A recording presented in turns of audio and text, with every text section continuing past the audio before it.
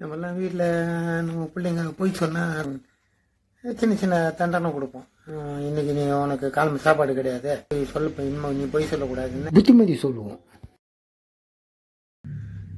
கோர்ட்டில் கூட நீதிபதி கிட்ட வக்கீலுங்க குற்றவாளிக்கு வாதாடும்போது குற்றவாளிக்கு நீங்கள் உச்சபட்ச தண்டனை கொடுக்கணும்.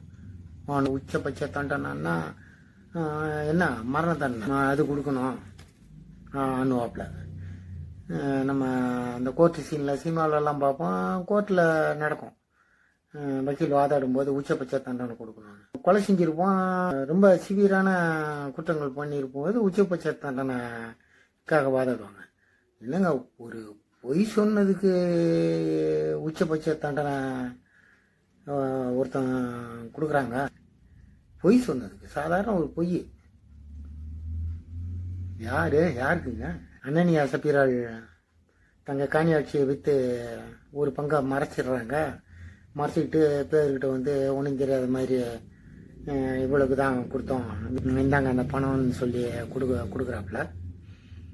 அப்போ பேதர் கேட்குறான், தேவனுடைய ஆவியை சோதிக்கிறதுக்கு நீங்கள் ஒருமனப்பட்டது என்னன்னு சொல்லி ரெண்டு பேருக்குமே உச்சபட்ச தண்டனை மரண தண்டனை வந்துடுதுங்க. அவனும் சாப்பிட்றான், அவன் செத்தது தெரியாமல் சப்பிரால் வர பேதர் சொல்கிறான், உன்னோட புருஷனை அடக்கம் பண்ண கால் வாசப்படியில் வந்து நிற்கிது, உன்னையும் தூக்கிட்டு போவாங்க. பொய் சொன்னதுக்குங்க உச்சபட்ச தண்டனைங்க அது வேதத்தில். நான்லாம் சின்ன வயசில் போய் சக்கட்டு மாரியாக சொல்லியிருக்கிறான். டமால் நட்டிப்பேன் எங்கள் அம்மாக்கிட்ட. எங்கள் அம்மாவே டீச்சரு.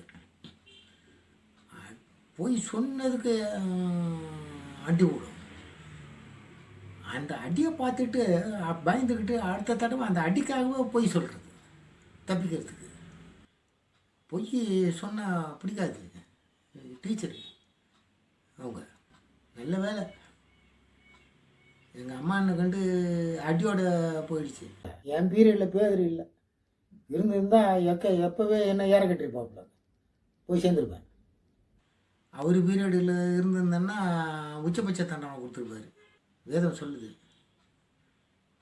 பொய் உதடுகள் கர்த்தருக்கு அருவருப்பானவை.